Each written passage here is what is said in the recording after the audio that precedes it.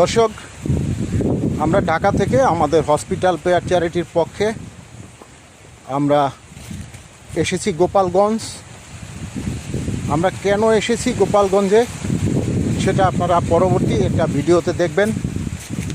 একজন অসুস্থ মানুষ যার একটি পা নেই, তার বাড়িতে আমরা যাব, সেই ভিডিও আপনারা পরে দেখতে পারবেন।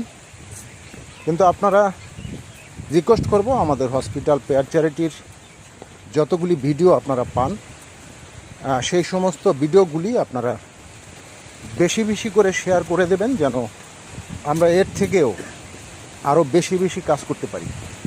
বিশ্বাস করি যে আপনারা আমাদের ভিডিওগুলি বেশি বেশি করে শেয়ার করে দেবেন এবং এর থেকে আরও মহৎ মহৎ কাজ আমরা করতে পারবো। ধন্যবাদ আপনাদের সবাইকে।